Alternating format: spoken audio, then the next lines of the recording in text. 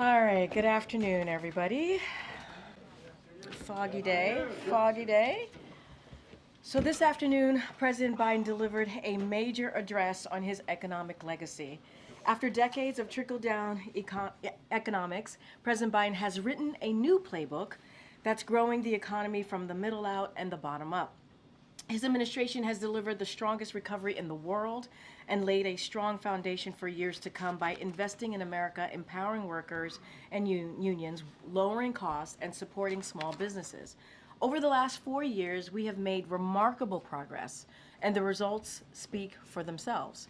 Over 60 million jobs created, the lowest average unemployment rate of any administration in 50 years, inflation down faster than almost any other advanced economy, and incomes up almost $4,000. The list goes on. As you heard the president say, we face an inflection point. Do we continue to grow the economy from the middle out and bottom up, or do we backslide to trickle down economics? With that, I will turn it over to Jared Bernstein, Chair of the Council of Economic Advisors, to further discuss the economic progress that we have made. Jared? Thank you. Great to be here with you again. I want to thank my team, as always, for helping me to prepare to speak to you today. The president, as you just heard, gave a legacy speech today wherein he spoke about the strong economy that his administration is leaving to the incoming team and how we got here given what we faced when we took office. He then lays out he laid out a set of benchmarks, which I will go through with you in a minute, against which the incoming administration's economic stewardship should be judged. The speech makes clear that while the pandemic was the acute source of economic stress 4 years ago, the damage done by decades of Republican fealty to trickle-down economic policy was a long-term underlying source of economic pain for millions of Americans. The speech goes through the policy implications of that agenda, offshoring jobs with no concern for workers in their communities, anti-unionism, and disinvesting in American infrastructure, workers, industries, and contrasts that with the Biden-Harris agenda of middle-out, bottom-up growth, which implies a very different agenda, investing in workers in key industries of future growth and productivity, union power, full employment labor markets, fair taxation, and taking on corporations and lobbies like Big Pharma on behalf of the American middle class. The timing is not accidental. As Karine said, a quote from the speech, with the outcome of this election, we face an inflection point. Do we continue to grow from middle out and bottom up by investing in all of America and in all of Americans, supporting unions and working families, or do we backslide to an economic theory that benefited those at the top while working people in the middle class struggled for a fair share of the growth? The president, as his speech, at the end of his speech, the president ticked through a set of benchmarks, indicators by which the conditions of the current economy that the incoming team has inherited can be assessed and judged. 16 million jobs with a manufacturing and a construction boom. In 4 years, we'll know if that job growth and booms will continue or not. Historic lows in unemployment, record new businesses, significantly closing the racial wealth gap, more people covered by health insurance than any time in history. Our tax code is fairer. We've gone after concentrated corporate power, and in 4 years we'll know if this power goes back to big corporations or not. Let me end my introductory comments today with a little bit of a reflection on the economics, speaking as the chair of the CEA, of the economic theory behind what the president talked about in his speech today. I should say the economic theory and the economic outcomes. This is far from just a theoretical or an academic exercise. The president talked about achieving a soft landing, and this is the idea of considerably lower inflation without giving up much on the economy's demand side. That is, lower inflation without higher employment. As you know, many economists told us we couldn't get there. We'd have to have a recession to have as much disinflation as we've seen. In fact, that did not occur. And one of the reasons it didn't is because the job market, I heard the president mention full employment a couple of times in his speech today. The job market has stayed uniquely strong for uniquely long. And that's given workers bargaining clout along with his union agenda. And so as prices have come down, as inflation, I should say, as inflation has come down, and wages have gone up, we've had real wage gains now for about a year and a half on a yearly basis. Last seen 1.5% real year over year. That's real. That's a considerable pace of real wage gains. This helps support strong consumer spending, and that's been a core factor keeping this economy moving forward above trend growth rates and leading to a situation that you heard the president talk about today where the U.S. economy really is the envy of the world. And I say that as someone who recently came back from Europe, where I was frequently accosted by people who wanted to just talk about how we've achieved the innovation, the productivity, the persistent full employment that we have. That's the consumer side of the story, the consumer spending side of the story. It's 70% of our nominal GDP, so it's extremely important to keep the economy moving forward. But I often think of consumption as today's story and investment as tomorrow's story. I think what the president talked about today, that was so important and so compelling, especially given the fact that many of these benefits are going to unfold 2, 4, 5, 10 years from now if the incoming folks nurture the seeds we've planted versus take them out. This investment agenda has the potential and is already transforming economic growth, production, innovation, building up new domestic sectors in this economy in the area of clean energy, battery production, chips, and that kind of investment agenda, that speaks to future growth rates. That speaks to future opportunities. That speaks to future productivity growth. Now, we've already, as the president said in his speech today, there's been $1 trillion of private investment that has flooded into those sectors, into clean energy, into semiconductors, into providing infrastructure for this country. All of that, again, is a complement to the consumer spending side of the agenda, the soft landing agenda that sets us up for a future based on the kinds of investments the president talked about today. With that, I'll turn to your questions. Good to see you, Jared. Thanks for doing this and subjecting yourself to all of us. One of the benchmarks that President Biden didn't mention in his speech was the U.S. budget deficit, which is closing out the fiscal year last year like above 6% of GDP. How sustainable is that as an inheritance of the incoming administration? The president spoke about this a bit in the speech in the context of doubling down on the TCJA tax cuts, of course, most of which expire at the end of next year. And he talked about I think he mentioned $5 trillion in deficit-financed tax cuts if Republicans fail to offset that. I think that stands in stark contrast to the budgets that we've passed that have the most recent one with $3 trillion of deficit reduction. So the first point is that if you look at the fiscal outlook that we've tried to craft in our budgets, now obviously we're not able to get those through Congress, but we certainly, that's what we've been fighting for. They're characterized by significant deficit reduction and a great deal more fairness in the tax code, which is something he talked about today. So I think he correctly took a stance that the full extension of the Trump tax cuts would be both significantly damaging our fiscal outlook and, even worse, creating more unfairness in the tax code and increasing after-tax inequality. In terms of whether 6% deficits are sustainable, I think that when what you really want to see, I think it's hard and probably not that advisable to say this number is okay and that number isn't. Once you get to this level of debt to GDP, you're in trouble. Once you go over it, the markets don't really work that way. Given the extent of the debt that we face so far, we still have very successful auctions to explain what I'm talking about. But I do think that what you want to see is when you get to a full employment economy with above trend growth, you'd like to see that number coming down.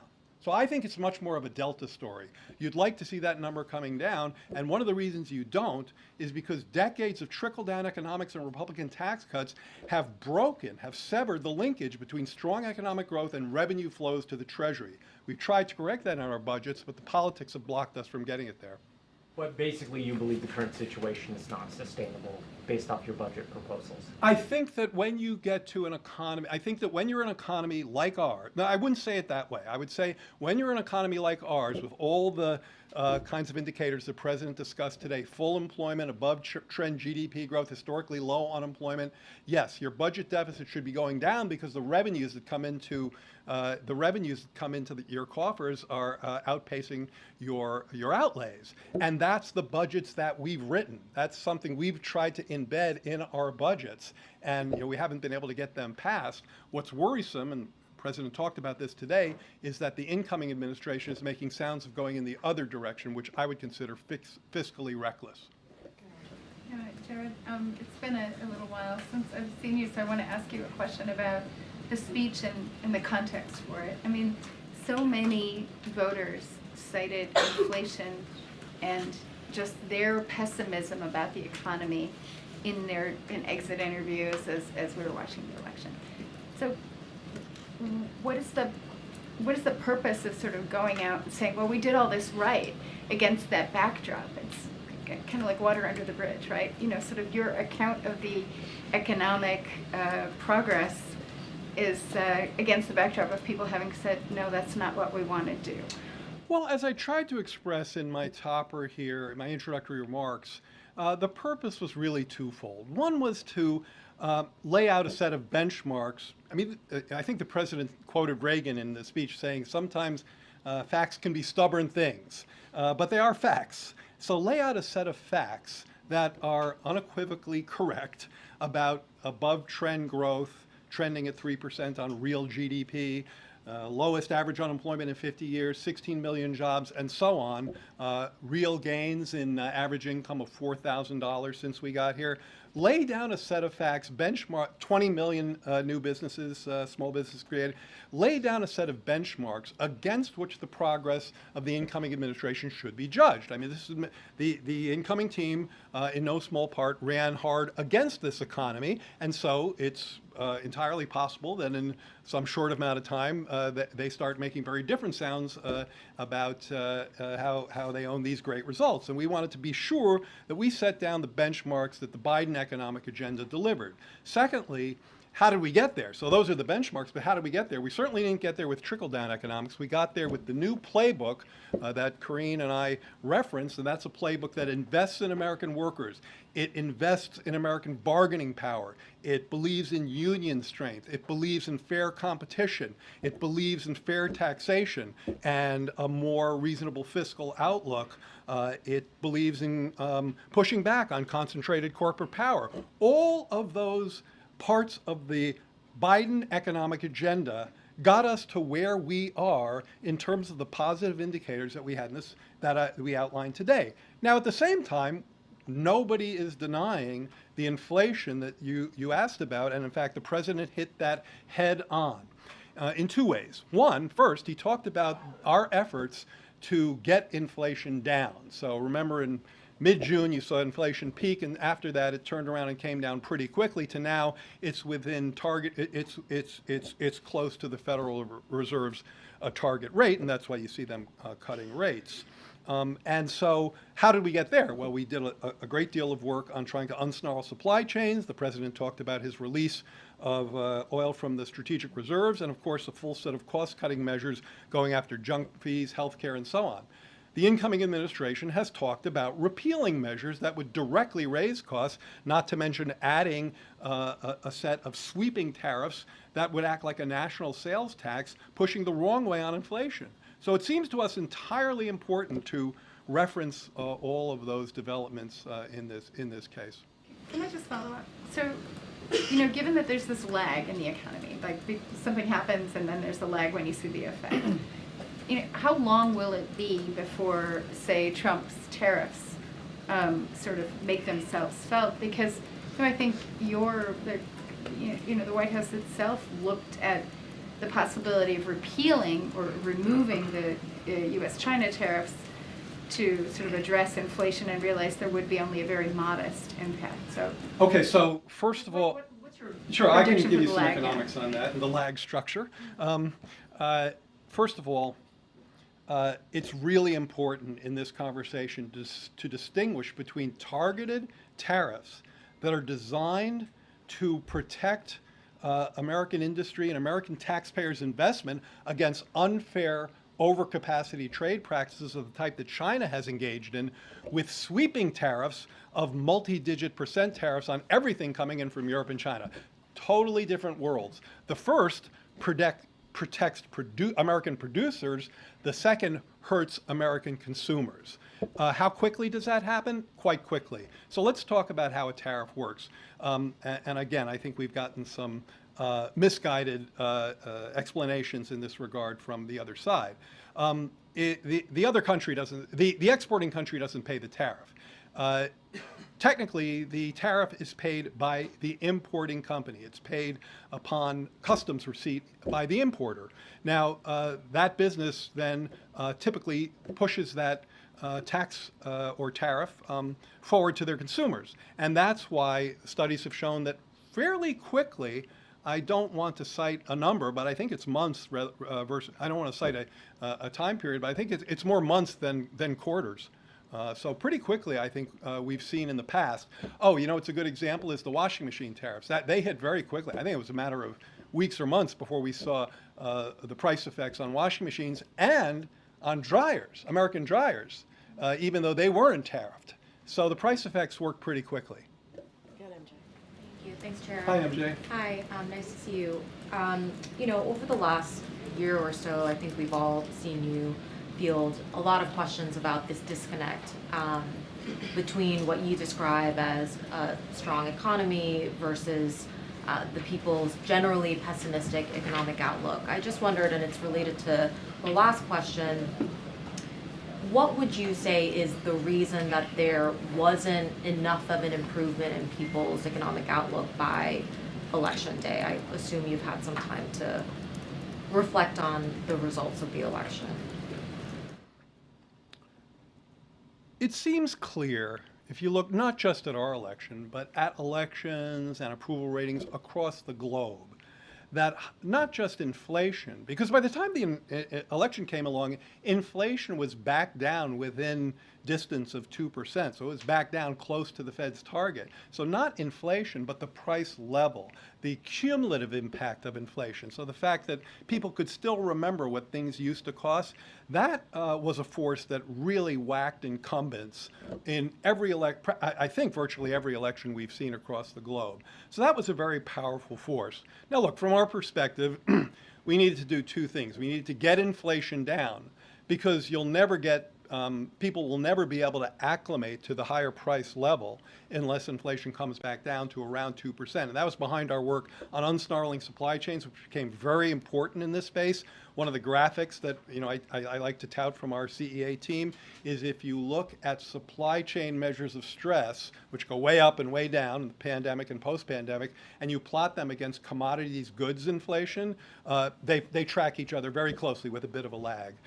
And so getting inflation back down to target was very much an important part of agenda. But that just means prices are rising more slowly. It doesn't mean they're falling. And in fact, to have a broad decline in the price level, you would need a deep recession that nobody wants. So what you need to happen is for incomes to catch up.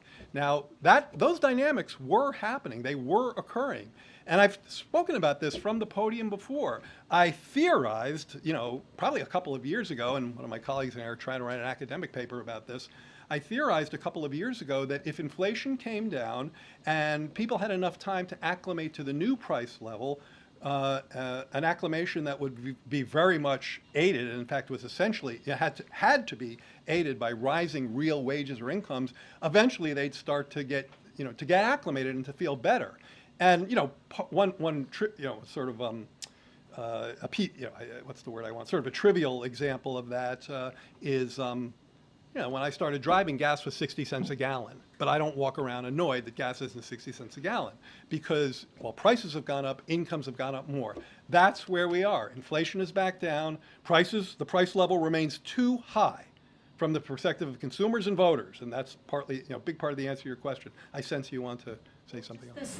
This long memory that people have Yes. on price levels. I mean, do you feel like you, the president's economic team, the president himself, could have done anything differently over the last few years to better address that, better, sort of meet people where they are? I mean, you've known that that is where people's heads have been at for a while. The question of could you have done something different and better, I always feel like, sure, you could always, nobody's perfect and you can always improve on what you did.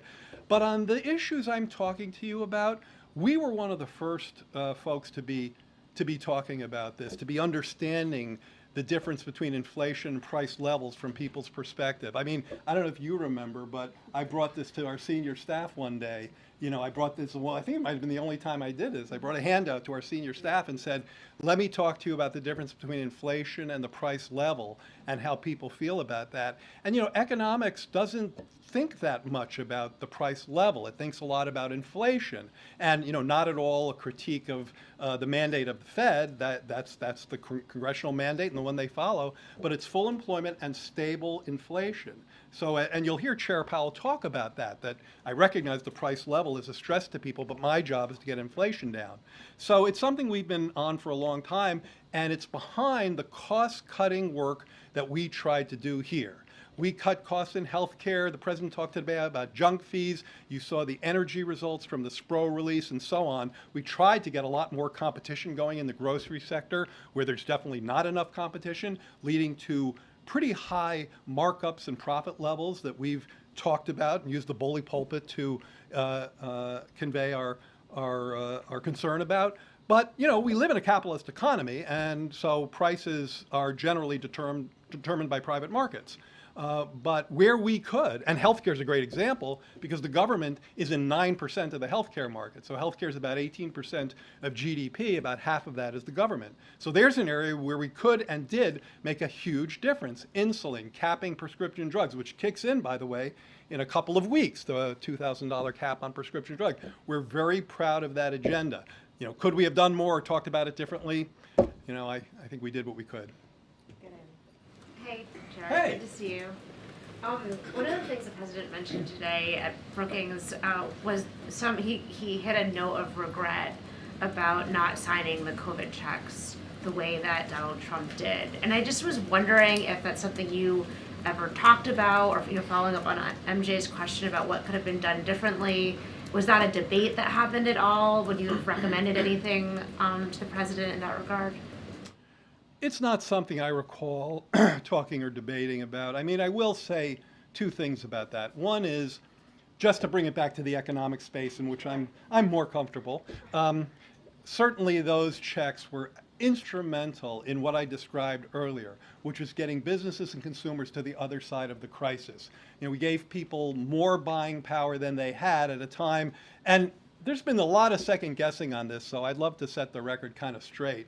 In January of 2021, it was peak COVID deaths. Okay, the unemployment rate was stuck at 6.7%, and I just looked back the other day. The last jobs report when we came in was a negative. It has been revised. It's been revised differently. I think it's actually been revised to be a bigger negative, but it was a negative. In other words, we'd lost, I think, 140,000 jobs according to the print. That was in December of 20. So this was a very challenging economy. People who say it was fine and you shouldn't have done anything are forgetting. That's amnesia. So we're very proud of the fact that this income got into people's hands quickly. Who was asking about the lag a second ago? Boy, there's a really tight lag there. This money got out quickly. It got into the economy quickly, and it very quickly set up an economic expansion that is today the envy of the world. The president isn't hyperbolic when he says that, and I say that having recently come back from Europe, is the end that set up that full employment expansion that we've enjoyed since then. And two, so I said there'd be 2 points. Two, he was kidding. Oh, wait, are we just kidding about signing the checks? He was kidding. Good, Daniel. Thanks, Joe. I just wondered if you have had the chance yet to speak to your successor in the Trump administration, and if you've got any advice for him. I have not. I don't know who will be sitting in my chair yet, so I haven't spoken to that person. And then advice? Yeah. That's a good question, one I haven't thought of. I would say read the president's speech today. Really, I'm not being facetious. The president's speech today is the best advice I could give to any member of the incoming economic team. Because what it says is we have planted some very important seeds in growing domestic industry, which I think both the outgoing and the incoming administration share the strong desire to see American industry stand up independently, more resilient supply chains. Yes, we still believe in very robust trade flows, so obviously part of my advice would be not to do sweeping tariffs. Certainly small tariffs, targeted tariffs that protect against unfair dumping, sure. But it would be to nurture, I guess this may not be the most mellifluous advice that they want to hear, but nurture the seeds that we've planted. This is not a blue state thing or a red state thing, and in fact, the president was very clear on this today. Most of the investments under the IRA, under CHIPS, even under infrastructure, are going to red states, not blue states. Most of them are going to people with relatively lower incomes or lower levels of education. So very much a working class issue. So nurture the seeds, don't stomp on them. Is there anything that you have seen or heard from the incoming administration's economic plans that you like? Or that could be in line with what you have? I've heard certainly commentary about getting on a more fiscally sustainable path. So thinking about Josh's question a moment ago. What I can't put together is how you get there from here, well, not from here, how you get there from what I believe to be their fiscal agenda. And in fact, there have been many scorekeepers across town who have been scoring the cost of not just extending fully the TCJA tax cuts, but going further. Tax cuts for overtime, tax cuts for Social Security, tax cuts for tips. And so if you tout that all up by one study, there was an upper bound of north of 10 trillion in terms of adding to the deficit and the debt. So I like some of the sound I'm hearing about getting on a more sustainable fiscal path, but then I'm hearing a policy agenda that goes the wrong way on that. Just to follow up, you said that most of these projects are in red states. Certainly your administration didn't get a whole lot of political benefit from that, but I'm wondering, why is that? Is it because it's easier, there's less red tape, there's less regulations in red states, you can get projects up and going faster than in blue states? No, it's not so much that. It's more that, that these projects were targeted to communities that had been historically left behind. This president believes, and I think he probably shares this belief with the incoming president to some extent. This president believes that while there are absolutely positive attributes to globalization, the idea that globalization didn't leave behind American communities and didn't hurt anybody and uplifted everybody is clearly wrong and even bereft. I mean, to blithely say, here's another trade deal, everybody's going to love it and be fine, is just denying the impact of the China shock and the hollowing out that happened to the very communities we're talking about. So these plans were designed in part to disproportionately send their investments to communities that had been hollowed out and left behind. Energy communities, communities where anchor factories were lost, and that's behind where those investments have flowed. But a lot of battleground states were deindustrialized and left behind. Well, I mean, no. put projects in So there. go Why to- red states is what I'm asking. No, go to investment.gov and you'll see that there are lots of projects there too. So it's not that 90% were in red and 10 were in blue. I don't know what the division is, but I think it's probably fairly close. It's that a lot more were, when the president talked about this today, he framed it as like this may not, some may look at this and say this is not my greatest political move. That's not where he's coming from. When he said, I'm president for all Americans, he meant it and he over-delivered. Hey, Jared, thanks for doing this. I have a question sort of about legacy. Biden billed the speech this afternoon as about an economic playbook, something that is successful and should be replicated. But it didn't have a lot of electoral success, and it didn't, in the minds of voters, as other folks have said, they don't see it as a success for them. I just wonder what gives you or what gives the president confidence that this should be or would be replicated. So here you have to, it's a totally fair question. Here you really have to get under the hood, and I've done this. If you ask people what they think about paying $35 for insulin versus $400 a month, it's not going to surprise you that polls somewhere between 80 and 150%. I'm making the second number up, but it polls north of 80%. If you ask people how they feel about an infrastructure project that restored a bridge in their area, again, you'll get approval numbers in the high 70s and high 80s. If you ask people, and now I'm talking about Democrats and Republicans, how you feel about this new computer fab that's going, microprocessor chip fab that's going up in your town, in your area, that's going to provide thousands of jobs building these fabs, which are 3 football fields long, and lots of jobs staffing them, jobs that the president today said can pay up to $100,000 for a non-college educated person. Not only are they going to say, yes, we like that, but a number of Republicans, I think a double-digit number of Republicans, have sent notes to the incoming administration saying, don't repeal that stuff. So part one, get under the hood and look at how people feel about many of the actions that the president talked about today. Part two, which I'm not denying the premise of your question at all, it gets back to inflation. And I probably haven't said enough about that today. I talked to MJ and others about the difference between the price level and how, if you remember what things cost, that really sticks in the craw of many in the electorate, not just here, but globally. But this inflation was a global inflation, so let's not forget that. In fact, cumulatively, we have good scatter plots on this in our forthcoming economic report of the president.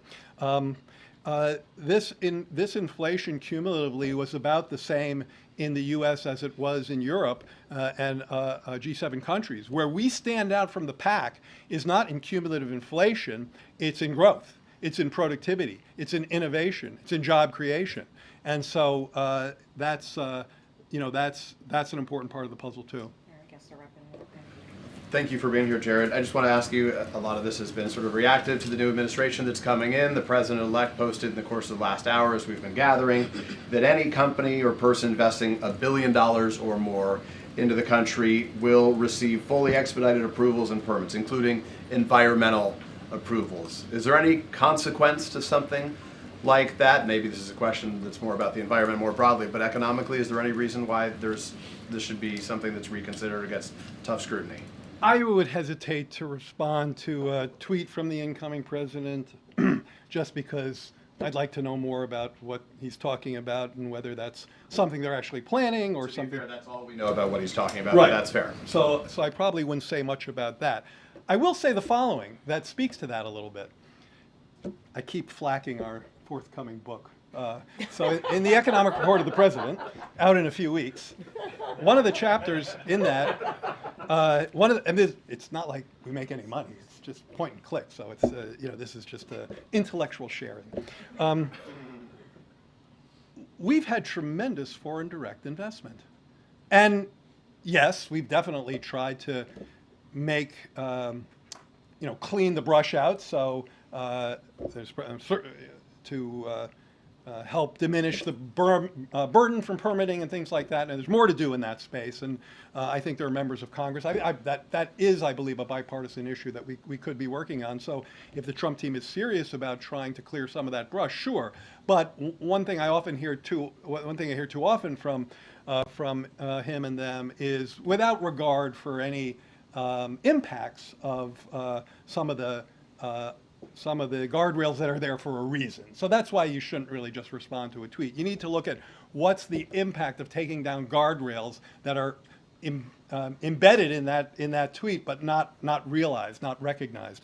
But without, even with the current situation being as it is, we've had tremendous inflows of foreign direct investment. I mean, TSMC, as you well know, I suspect, is building plants and already testing chips, and I think quite successfully, in their fabrication plants in Arizona, I believe. And of course, across the country, we've seen these investments play out. And when I think about the pictures in this chapter, the foreign direct investment charts, like, they spike up like that. We've certainly seen historical investments in manufacturing facilities in this country. We recently hit a peak in the contribution of manufacturing facilities in this country. Its contribution to GDP was recently the highest it's been since the early 1980s. So that's not just domestic investment, that's global investment. We're very proud of it. All right. Go ahead, Jared. Last question. Thank you. So, I mean, I guess more broadly, the audience for the address today, was it, like you said, just for the American people to know sort of what you were and kind of how to judge the next 4 years, or is this kind of a call to action for members of Congress, for Democrats to think before maybe they go along with some of these policies legislatively?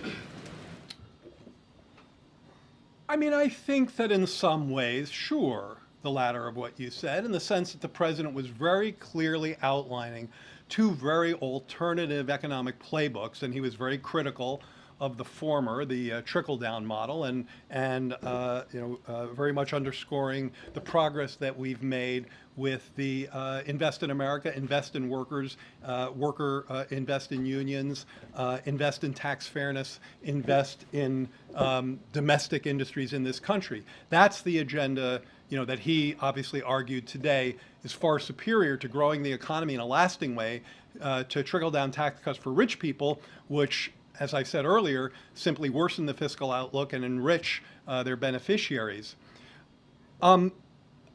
What I would say in terms of, I don't know that there was some sort of, no hidden message to politicians in there, but I've tried to say today, one, I think, useful way of looking at what he talked about today is this investment agenda. Strong consumer spending at 70% of our economy, that's important, but investment, is another 10, 15%, and that's important too. Consumer spending helped us get to where we are, helped us, strong consumers on the backs of a strong labor market, easing inflation, strong real wage and income gains, that's helped get us to where we are. And in fact, a healthy American consumer, off the backs of a strong full employment job market, will always propel this economy forward, because consumer spending is 70% of our GDP. In Europe, it's 55%. In China, it's 40%. So that's a natural place for us to have gone. But for investing in the future, you got to plant seeds. So the message to anyone, D, R, whomever, from the speech today, is nurture those seeds. Take those seeds that we've planted, and by the way, these are not sprouts in the ground. I mean, these are seeds that have $1 trillion of private capital backing them. So they're sprouting. I think I better put this tortured metaphor aside pretty soon.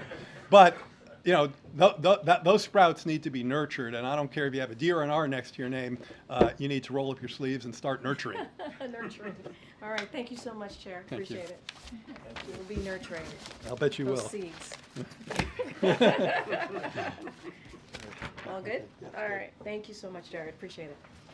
We'll take signed copies. That's right. All right, I just have two more things to share with all of you at the top, and then we'll continue. So today, following the G7's June agreement and the President's October commitment, the United States has disbursed $20 billion to a new World Bank fund that will provide economic support for Ukraine. The U.S. and G7 loans will be paid back by the interest earned from Russia's immobilized sovereign assets, increasingly putting the cost of the war on Russia, not on U.S. taxpayers. After Russia's brutal invasion of Ukraine, the G7 made a commitment that Russian sovereign assets in our jurisdictions will remain immobilized until Russia ends its aggression and pays for the damages it has caused Ukraine. The United States and G7 are now making good on that commitment. Together, we will leverage income earned from frozen Russian sovereign assets to provide a total of $50 billion of extraordinary revenue acceleration ERA loans to Ukraine. This will lend vital support to the people of Ukraine as they defend their country, and it also makes clear aggressors and tyrants will be responsible for the damage they cause. And finally, tomorrow, the President and the First Lady will host the first ever White House Conference on Women's Health Research. The conference will bring together business philanthropic leaders, academic researchers, advocates, investors, and administration officials to discuss the President and First Lady's historic leadership to advance women's health research. President Biden and First Lady Jill Biden created the White House Initiative on Women's Health Research to fundamentally change how our nation approaches and funds women's health research. The reality is, despite making up more than half the population, women have historically been understudied and underrepresented in health research. To help close these gaps, President Biden called on Congress to make a transformative investment of $12 billion in new funding for women's health research in his 2024 State of the Union. He also signed an executive order to advance women's health research and innovative directing, the most comprehensive set of executive actions ever taken to expand and improve research on women's health. Since its launch in November of 2023, we're proud that the initiative has galvanized nearly $1 billion in funding to close gaps in research. And tomorrow you will hear directly from the President, you will hear directly from the First Lady, who are going to discuss this progress and the work that still remains. And stay tuned for more. With that, Josh, as always, it's good to see you. Good to see you. Given the killing of the United Healthcare executive, what would you say to Americans who might sympathize with Luigi Mangioni's purported manifesto indicating that insurance companies ultimately care more about their profits than the health of their customers? So let me is that premise is that premise accurate in any way? So let me just say at the top, offer up certainly our condolences to the victims and his loved ones. We are certainly tracking the latest regarding this deadly shooting. As you all know, local enforcement is leading the investigation, and the FBI certainly is supporting. So we will know more as they complete their work, and we're going to give them the space to do just that. And we are grateful to law enforcement for apprehending the suspect, and we stand ready to provide further support if needed. And so while we're certainly not going to comment on the investigation, we condemn violence in the strongest term. And so I'm just going to be really careful here and not comment on this case as we do normally. It's not, it's our usual step forward as we talk about these types of situations. Obviously, this is horrific.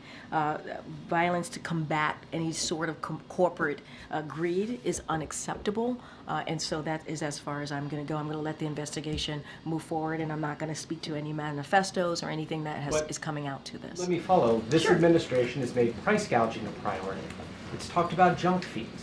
The president just outlined part of this in his economic speech. Are Americans treated fairly by their insurance companies? Look, I think what I want to be careful, because this is indeed connected to this case, connected to this ongoing investigation.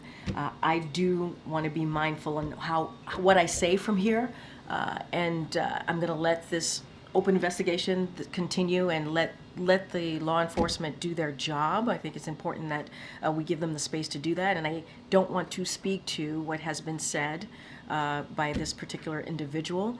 Obviously, we are going to continue to condemn any form of violence that is unacceptable, and so that is as far as I can go from here, given that this is an ongoing investigation, and speaking to it would not be the right thing to do right now from this podium. Got Karen. A couple of questions about drones. There have been repeated drone sightings in the Northeast, especially in New Jersey. These are not small drones, some of them pretty large. They're flying at low altitudes, they're flying in flocks. Has the president been briefed on this situation? So we are certainly aware, the president is aware. So we're closely tracking the activity and coordinating closely with relevant agency, including DHS and FBI, to continue to investigate these incidents. Don't have anything beyond that to share. Obviously, this is something that DHS and FBI are tracking very, very closely, and so I would have to refer you to them directly, but aware. Keeping an eye out and looking into the incidents that you just mentioned. Couple still though, but Yeah, has the federal government ruled out that these are controlled by foreign entities? Yeah. And do you know if they're conducting surveillance over these So I areas? cannot make any kind of predictions or comments about that specifically from here. This is something that DHS is looking at and FBI, so I would have to refer you to them. I don't have anything beyond that. We're tracking this very closely. Obviously, we're all aware of the incidents that have been reported. I'm not going to go into what they could be or could not be from here. That is something that obviously is being looked at as those respective agencies that I mentioned. When was the president briefed on this? I don't have a timeline, but he certainly has been made aware of this. Okay. And And the New Jersey governor said, you know, it's frustrating that there aren't answers about where these are coming from, that people are very concerned about this. What's the White House message to the people up there who are frustrated that there isn't any information right now? And obviously, we hear them and we understand that. We are closely tracking this. We are monitoring the incidents that have been put forward and certainly made public. And we have two agencies that I've already mentioned that are looking into this, working closely with folks on the ground, trying to get to the bottom of it. I don't have anything more to share beyond that. Go ahead, Andrea. I was trying to see who else I could call, because I know I've called on you already. So I just wanted to follow up on your comment, or your desire to not comment necessarily on the United Healthcare thing, but you did use the words corporate greed. So just You mean just in general in this administration? Well, I mean, in Or terms what- of, you talked about the horrific response. Just read it back. Obviously, this is a horrific response. Oh, you mean in my answer? This is horrific what- violence. yeah. To combat any sort of corporate greed is unacceptable. Yeah. So, I mean, are you saying that you buy the argument that this violence was specifically targeted at some sort of corporate greed by United Healthcare? What I'm saying is that anything, right? Any type of violence on whatever it is, right? Whether it's political violence or any kind of violence, we are going to continue to say it is unacceptable, and we're going to condemn any form of violence. And that's what I was bringing it more so in a broader spectrum of what we have been pretty consistent in saying at this podium in this administration, certainly this president as well. Any form of violence, whether what it is, we are going to certainly condemn it. And then just to switch gears, the president today during his remarks at Brookings talked about leaving office but not going away and continuing to work on polarization and division issues. Do you have anything to share with us in terms of the president's plans? He's cut short his, what will he be doing over the holidays? Can you just sort of give us a little readout on what he's planning and whether, there would be a foundation or how he envisions working on So you're talking about like polarization? what his world will look like post his presidency. Look, I'm going to let the president speak to that. Obviously, he gave you a little bit of a window of his thinking of what he sees his world post January 20th. I don't want to get ahead of him. This is someone, if you think about it, right, in more broadly, he has had a 52-year career in public service, so he is a public servant to his core and always believes in doing everything that he can to make Americans' lives better, and you saw him do that in the last almost 4 years, and he's going to continue certainly doing that in the next 41 days, the last 41 days of his administration.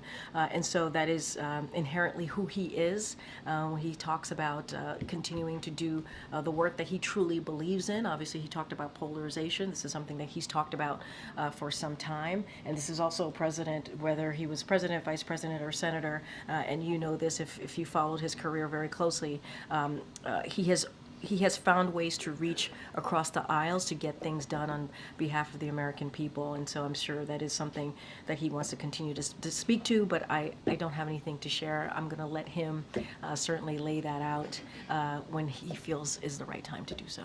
And just really quickly, I know that Kirby spoke with us earlier, but the question that I have is on Syria, and it looks like the government there now is sort of, or the direction seems to be to embrace an open market economy. Can you say anything more about further contacts that you've had with the opposition forces there in Syria, and what your sort of understanding is about the direction that government will take? So look, what I will say is, and what you've heard from many of my NSC colleagues over the past couple of days, and certainly from the president on Sunday when he spoke to the developments in Syria on Sunday when he gave remarks in the Roosevelt Room. So what we can say and what I can say is that we are in contact with all the Syrian groups, including including intermediaries, as we work to do whatever we can to support the Syrian people through a transition. And so that's what I can speak to. You heard the president say that various leaders of the rebel groups, including HTS, are saying what we view to be the right things publicly, obviously, but what is important is what they're saying closely matches what they're saying, their actions closely match their words, and that's what needs to be seen, but I'm not going to go beyond that at this time, but certainly we are in touch with Syrian groups. Okay, MJ. Thanks, Karine. Just quickly following up on the murder of Brian Thompson, can you give us any sense of how the president himself has been processing those headlines? I think even just setting aside the debate that it has prompted about the healthcare industry, I think just the image itself has been so shocking to a lot of people. Yeah, and I'm going to be honest, I haven't had a deep dive conversation with the president about this. Obviously, I know that he has been updated. Certainly have talked to him about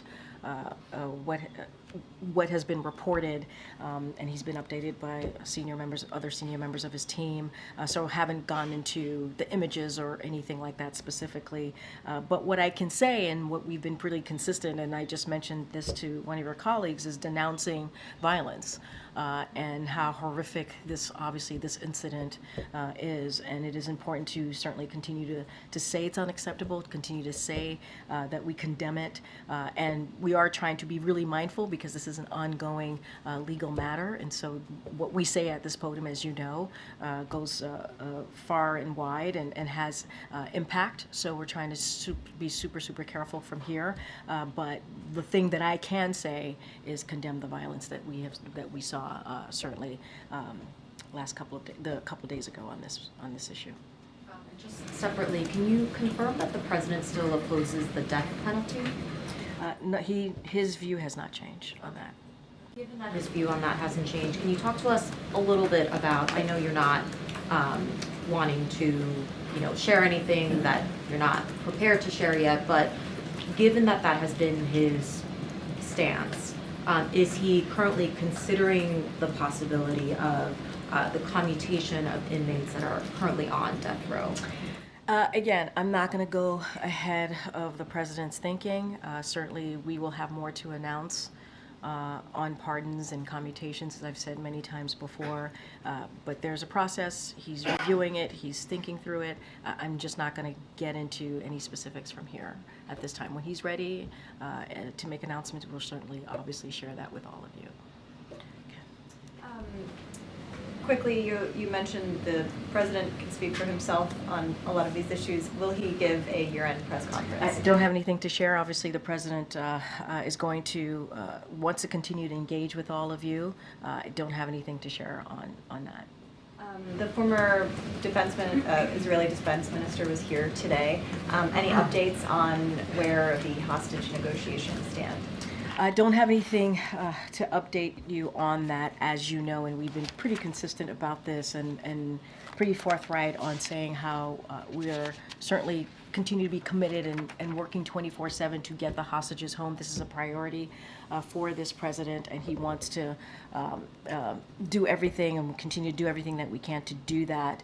National Security Advisor Jake Sullivan is going to be traveling to Israel this week to meet with Israeli officials as part of our close consultations on a range of important issues, including our efforts to reach a hostage release and ceasefire deal in Gaza, and the latest development in Syria, and for discussions about Lebanon and Iran. So that is happening. Jake will be going to the region, and as you probably already know, he's going to be meeting with the families of hostages in Gaza, and so they're going to be meeting this afternoon if they haven't already.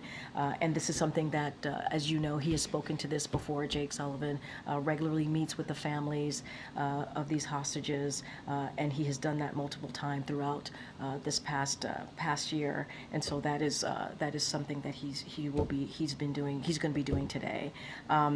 And so we have been really clear. This president has been really focused on his commitment on bringing Americans who have been wrongfully detained, held hostage. I think we have brought home over 75 Americans who are unjustly detained around the world, and so that commitment continues. And so that is certainly what we're going to work on 24/7 from here. And to that note, the president said that he believes that Austin Tice, American journalist held in Syria, is alive. What exactly is that based off of, and has there been any movement in terms of securing his release? So let me just say at the top that that is a priority.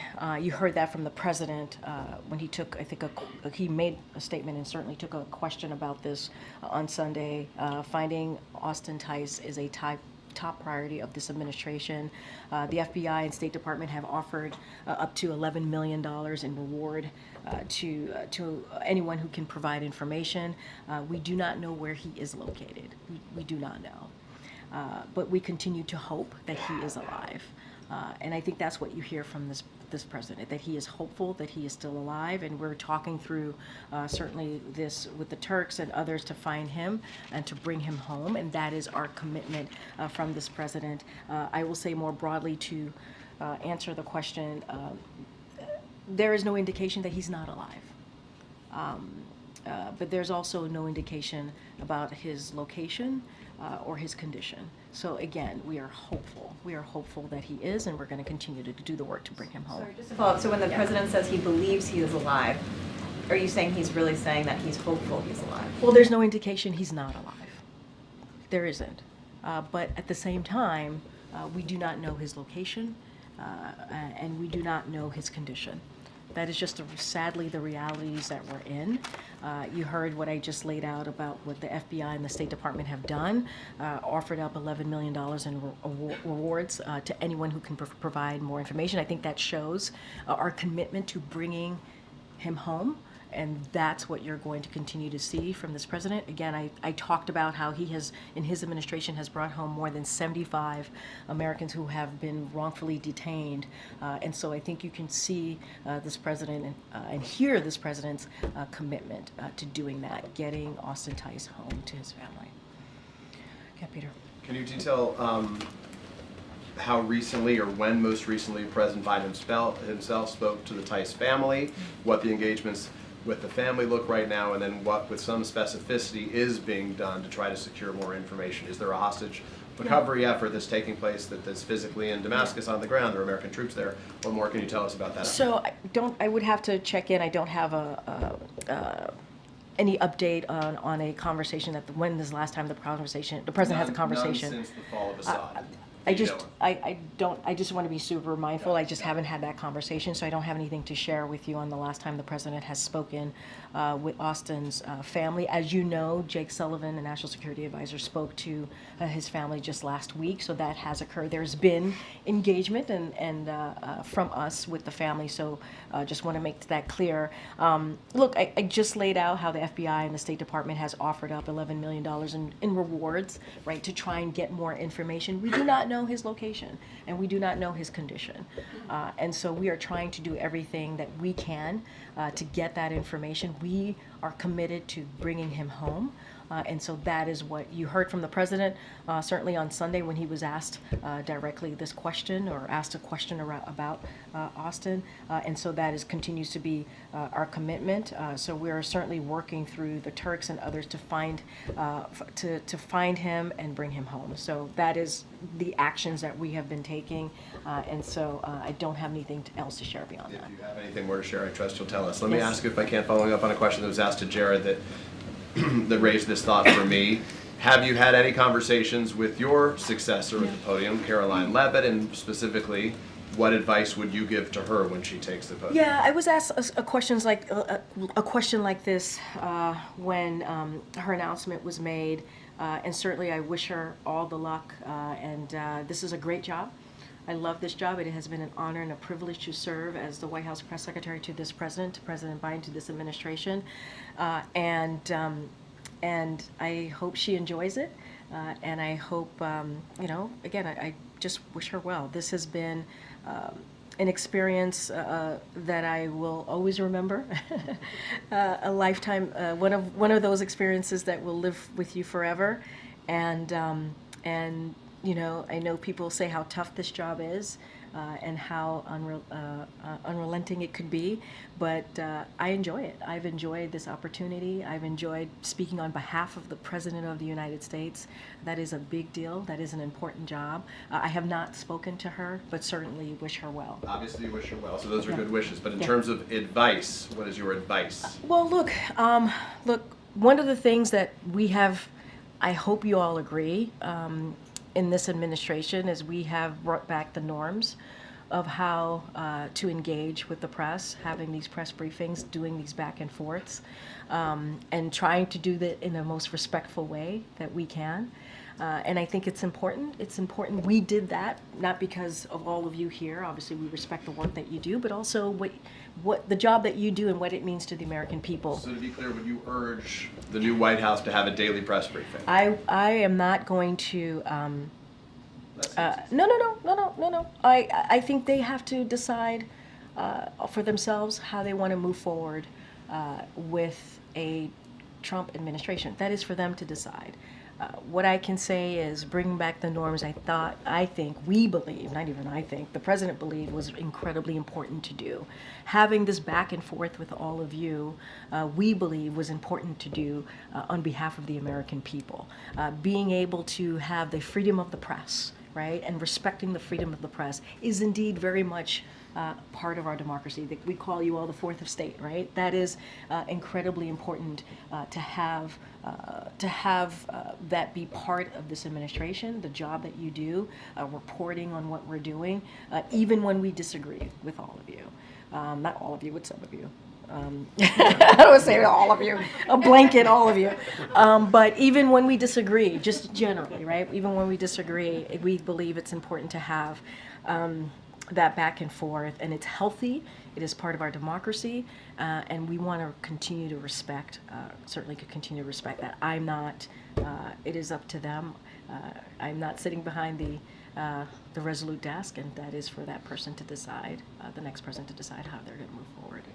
Okay. Yeah, two quick ones. One on the U.S. steel matter.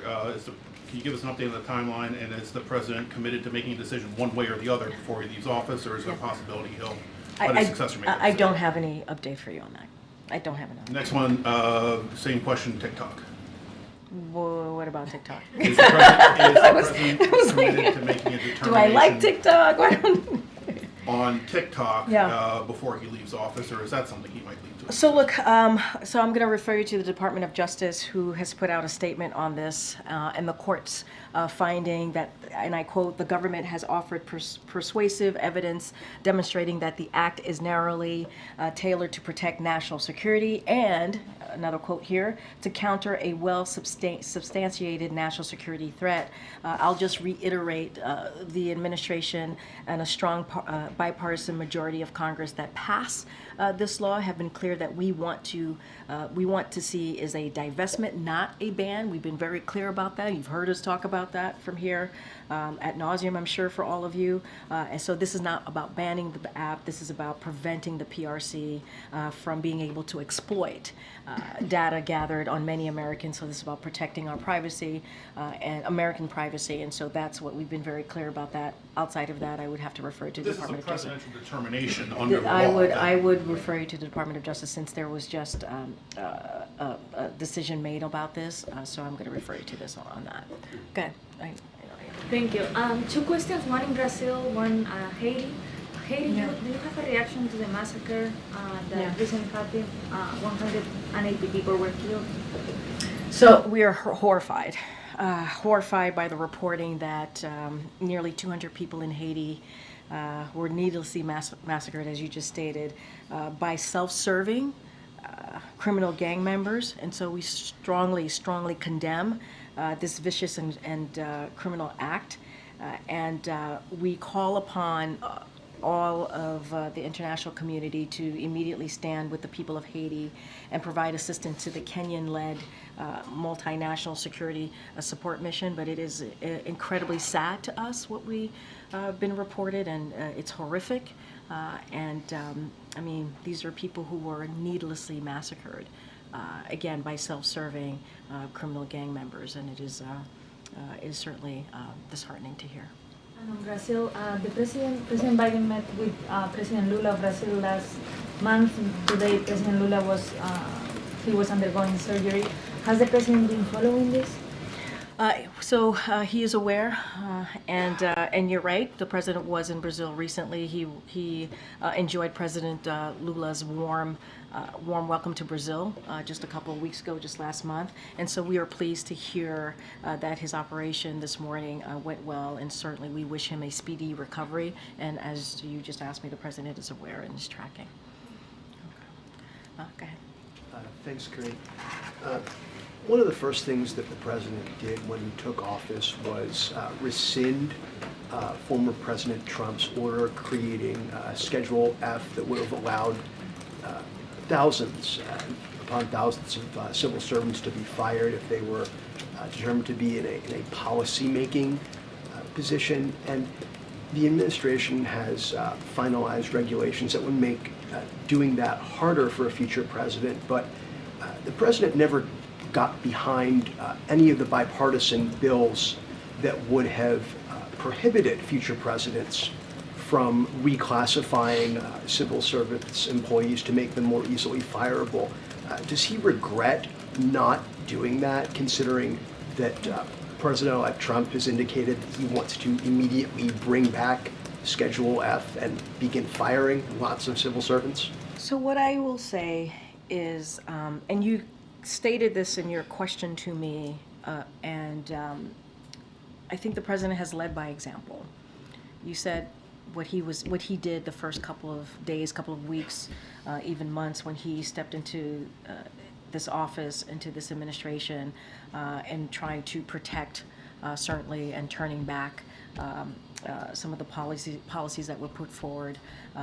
And the reason he did that is because this is a president who believes that public servants deserve to be treated with dignity and respect because they are working on behalf of their fellow Americans.